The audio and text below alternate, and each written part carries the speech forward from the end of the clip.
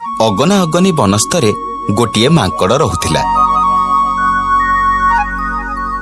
ତାର ଗୋଟିଏ ଗୋଡ଼ ଛୋଟା ଥିଲା। ଦିନେ ସେ ଜଙ୍ଗଲରେ ଗଛରୁ ଗଛ ଡେଇଁ ଫଳ ଖାଇବାକୁ ଚେଷ୍ଟା କରୁଥିଲା। ସେତିକି ବେଳେ ତାର ଗୋଡ଼ ଗୋଟାଏ ଡାଳରେ ଖସିଗଲା ଆଉ ସେ ସିଧା ଯାଇ ଖାଲରେ ପଡ଼ିଗଲା।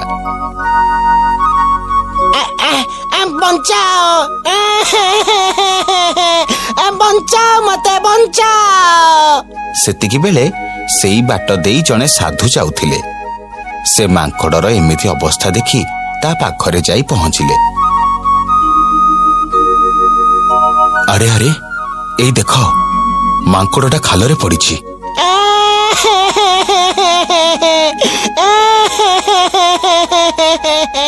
ଆରେ, ତୁ କାନ୍ଦୁଛୁ କାହିଁକି? ମୁଁ ତ ତତେ ଉଦ୍ଧାର କଲି। ଉଦ୍ଧାର କଲେ କଣ ହବ?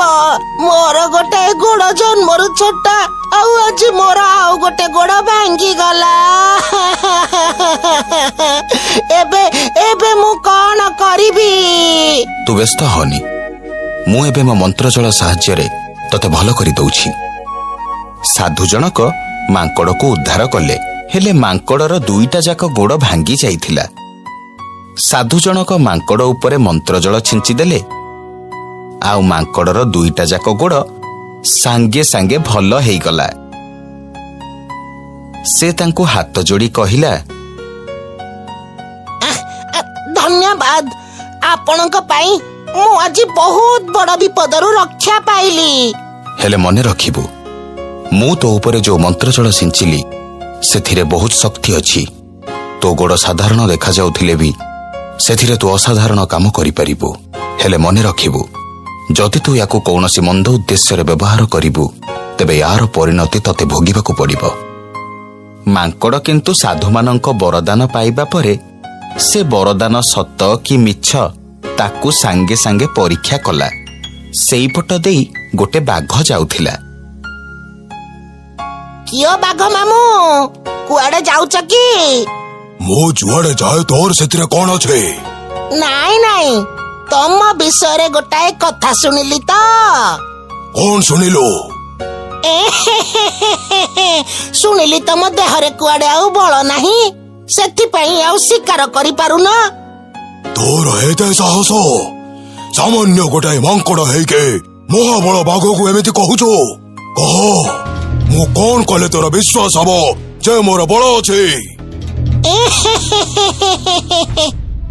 ଆଚ୍ଛା, ଏମିତି କଥା। ତାହେଲେ ଶୁଣ, ମୁଁ ତମକୁ ଗୋଟାଏ ଗୋଇଠା ମାରିବି। ତମେ ଯଦି ମୋ ଗୋଇଠା ସହିପାରିବ, ତାହେଲେ ମୁଁ ଜାଣିବି ତମ ଦେହରେ ଏବେ ବି ବଳ ଅଛି। ମାଙ୍କଡ଼ କଥା ଶୁଣି ବାଘ ରାଜି ହେଇଗଲା, ଆଉ ତା ପାଖରେ ଆସି ଛିଡ଼ା ହେଲା। ଆଉ ତାପରେ ମାଙ୍କଡ଼ ତାକୁ ଗୋଟାଏ ଶକ୍ତ ଗୋଇଠା ମାରିଲା। ବାଘ ଉଡ଼ି ଉଡ଼ି ଯାଇ ବହୁତ ଦୂରରେ ପଡ଼ିଲା ଆଉ କହିଲା, ବାପରେ, ଇଏ କଣ ମାଙ୍କଡ଼ ନା ଅନ୍ୟ କୋଉ ପ୍ରାଣୀ? ବାଘ ଏଇ କଥା ଯାଇ ଜଙ୍ଗଲର ସବୁ ପଶୁପକ୍ଷୀ ମାନଙ୍କ ଆଗରେ କହିଲା।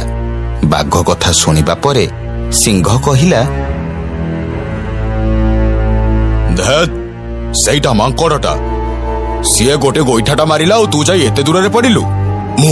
ମୁଁ ସତ କହୁଛି ମହାରାଜ, ମୋ କଥା ବିଶ୍ୱାସ କରନ୍ତୁ। ସେ ଖାଲି ଟିକେ ପାଦରେ ଛୁଇଁଛି, ମୁଁ ଉଡ଼ି ଉଡ଼ି ଯାଇ ବହୁତ ଦୂରରେ ପଡ଼ିଲି। ମହାରାଜ, ଏ କଥାକୁ ଅଣଦେଖା କଲେ ହବନି। ଚାଲନ୍ତୁ, ଆମେ ସମସ୍ତେ ସାଙ୍ଗ ହେଇ ସେ ମାଙ୍କଡ଼ ପାଖକୁ ଯିବା। ମାଙ୍କଡ଼ ଗୋଟେ ଗଛରେ ବସି କୋଳି ଖାଉଥିଲା। ସବୁ ପଶୁମାନେ ଯାଇ ତା ପାଖରେ ପହଞ୍ଚିଲେ।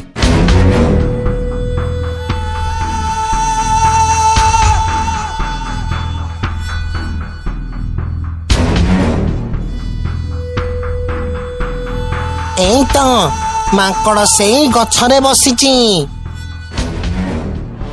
ଏ ମାଙ୍କଡ଼, ତଳକୁ ଆ। କାଇଁ ତୋ କଥାରେ? ଆରେ, ତୁ କେଡ଼େ ଅଭଦ୍ରଟା, ତୁ ମହାରାଜଙ୍କୁ ତୁ କହୁଛୁ? ଦେଖିଲେ ତ ମହାରାଜ, ୟାର ସବୁ ଫୁଟାଣି ସେଇ ଗୋଡ଼ ପାଇଁ। ତୁ ତଳକୁ ଆସିବୁ ନା ମୁଁ ଉପରକୁ ଯିବି? ଏଇ ରହ, ମୁଁ ଯାଉଛି। ମାଙ୍କଡ଼ ତଳକୁ ଡେଇଁଲା ଆଉ ସିଂହକୁ ଗୋଟାଏ ଶକ୍ତ ଗୋଇଠା ମାରିଲା। ସିଂହ ଉଡ଼ି ଉଡ଼ି ଯାଇ ବହୁତ ଦୂରରେ ପଡ଼ିଲା। ସିଂହ ମହାରାଜଙ୍କ ଉପରେ ମାଡ଼ ହବାର ଦେଖି ସବୁ ପଶୁ ପକ୍ଷୀ ସେଠୁ ଚାଲିଗଲେ।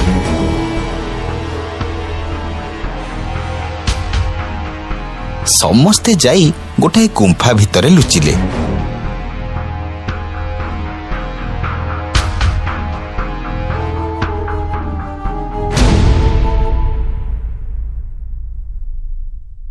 ମାଙ୍କଡ଼ ଏବେ ବଣରେ ନିର୍ଭୟରେ ବୁଲିଲା। ତାର ଗର୍ବ ବହୁତ ବଢିଗଲା। ଦିନେ ମାଙ୍କଡ଼ ବଣ ବାହାରକୁ ବୁଲିବାକୁ ବାହାରିଲା। ଏଠି ରହି ରହି ଆଉ ଭଲ ଲାଗୁନି। ସବୁ ପଶୁ ପକ୍ଷୀ ଯାଇ କୋଉଠି ଲୁଚିଛନ୍ତି କେଜାଣି। ଟିକେ ବଣ ବାହାରେ ଯାଇ ବୁଲି ଆସିଲେ ଭଲ ହୁଅନ୍ତା। ମାଙ୍କଡ଼ ଏବେ ବଣ ବାହାରକୁ ଚାଲିଲା।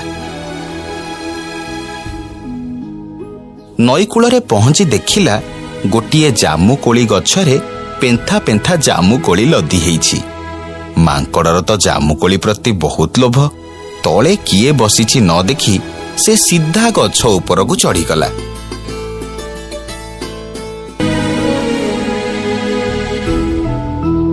ଆରେ ବାଃ, କେତେ ସୁନ୍ଦର କୋଳି ହେଇଛି।